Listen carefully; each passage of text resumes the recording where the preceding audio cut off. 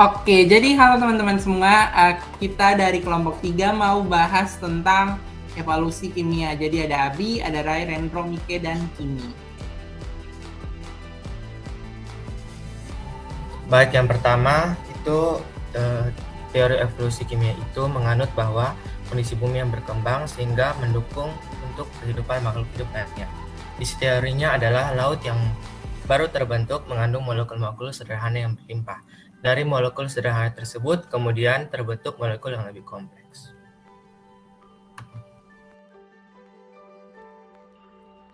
Nah, untuk pengemuka dari teori ini ada Alexander Ivanovich Oparin dan John Burton S. Haldane.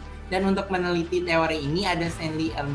Miller dan Harold C. Urey. Jadi itu secara singkatnya, jadi di zaman dulu itu mereka sebutnya bumi masih primitif. Jadi cuman ada lautan gitu, dan itu terjadi sambaran-sambaran petir dan sebagainya. Jadi dari sambaran-sambaran petir itu di lautan kan ada molekul-molekul sederhana. Nah, dari situ akan terbentuk yang namanya organisme. Dan itu penelitiannya akan dijelaskan oleh Miki. Oke.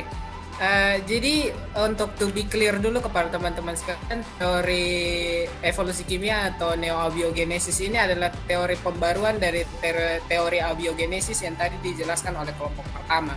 Dan teori ini adalah teori terbaru yang dirancang oleh para ahli dan dipercaya oleh para ahli dan masih diteliti juga sampai saat ini. Dan untuk teori ini supaya teman-teman lebih clear, para ahli masih mempercayai bahwa bumi itu awalnya terbentuk dari Big Bang. Jadi mereka mempercayai bahwa bumi itu terbentuk dari Big Bang dan kondisi awal bumi itu adalah seperti yang tadi sudah dijelaskan oleh Rendro. Mereka menyebutnya bumi primitif dengan usia bumi kurang lebih 4,5 miliar tahun. Jadi para ahli memperkirakan bahwa usia bumi sampai sekarang itu sudah kurang lebih 4, miliar tahun semenjak terbentuknya bumi oleh Big Bang. Dan para ahli itu juga mempercayai bahwa pada awalnya itu bumi tidak memiliki lautan. Jadi sebelum ada lautan itu bumi masih kosong dan hanya terdiri dari daratan biasa dan diiringi dengan badai serta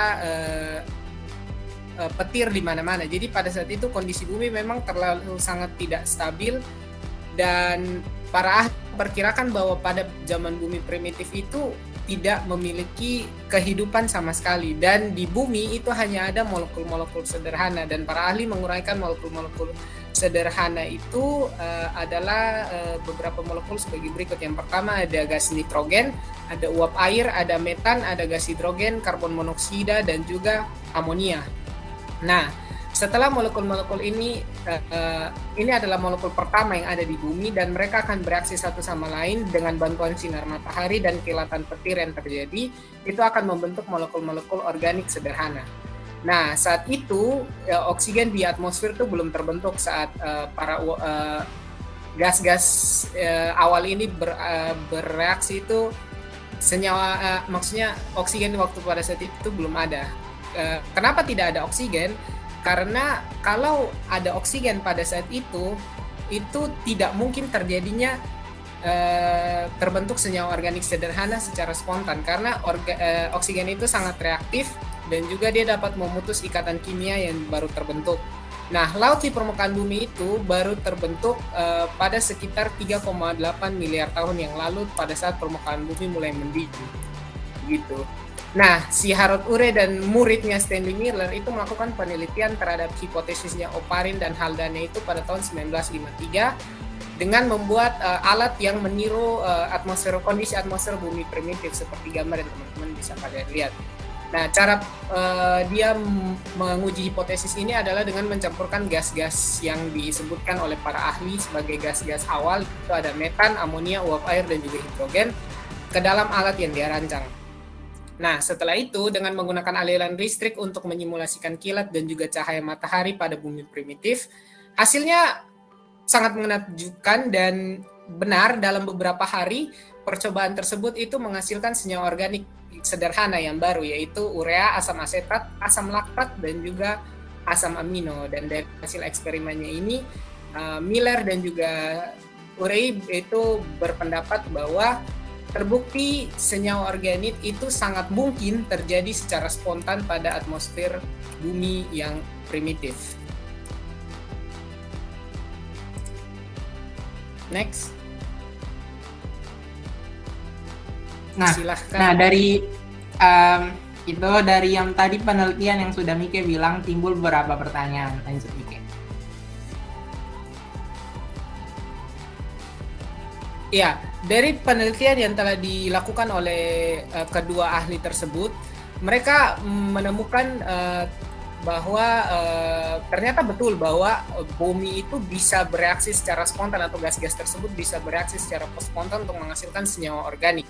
Begitu. Tetapi Miller dan juga Stanley mereka menghitung dan ternyata mereka berhasil menemukan kalau membentuk senyawa yang sederhana dan senyawa yang kompleks itu membutuhkan waktu berjuta-juta tahun untuk akhirnya terbentuk.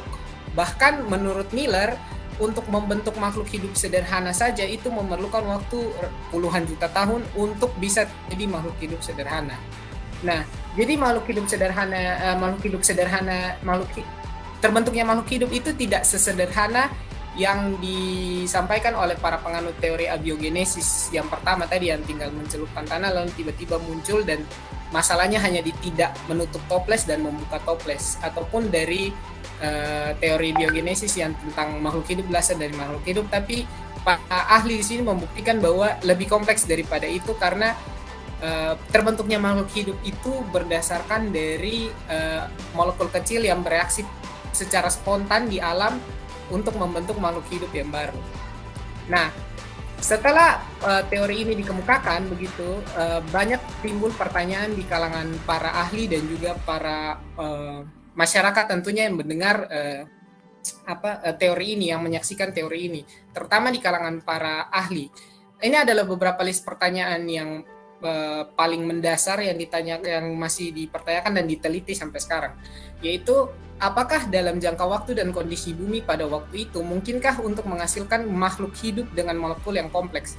Karena kita tahu bahwa manusia itu terdiri dari jutaan molekul kompleks, dan kalau menurut Miller satu molekul kompleks saja butuh waktu jutaan tahun, puluhan juta tahun. Dengan umur bumi yang 4,5 miliar tahun menurut perkiraan para ahli, apakah mungkin kita manusia itu diciptakan dari molekul-molekul tersebut yang bereaksi secara spontan dengan waktu yang sesingkat itu? Sedangkan pada teorinya itu berkebalikan dengan apa yang mereka cari begitu.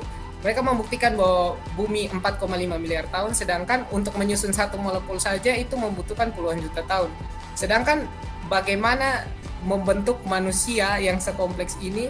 Sedangkan peradaban manusia kan kita tahu dimulai sudah beribu-ribu tahun yang lalu, dan itu sudah sangat lama. Otomatis umur bumi itu pasti sebelum 4,5 miliar tahun manusia sudah ada.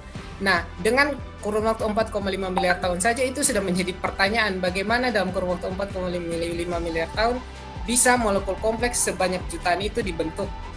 Nah, kalaupun misalkan para ahli sudah berhasil membuktikan molekul kompleks dari manusia itu bisa dibentuk, sekarang bagaimana membentuk sel yang bisa hidup dan bereproduksi? Itu pertanyaan selanjutnya. Kan kalaupun ahli-ahli sudah berhasil membuktikan bagaimana sel yang bisa hidup dan bereproduksi, pertanyaan yang paling terakhirnya adalah, kalau sudah terbentuk organisme tingkat tinggi, sekarang bagaimana roh makhluk hidup terbentuk? Itu adalah pertanyaan yang masih belum bisa dijawab oleh para ahli sampai sekarang, dan masih menjadi pertanyaan dan juga masih menjadi keraguan terbesar dari teori ini. Kira-kira begitu dari teori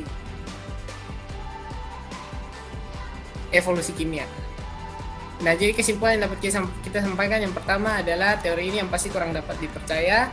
Yang kedua adalah penjelasan kurang valid, kurang sumber, dan kurang kompleks. Maksudnya adalah dijelaskan di poin ketiga itu terlalu banyak time skipping. Para ahli hanya mengira-ngira kira berapa ratus juta tahun terus tiba-tiba terbentuk ini. Mereka tidak menjelaskan reaksi apa yang terjadi sehingga membentuk molekul tersebut. Kurang lebih seperti itu.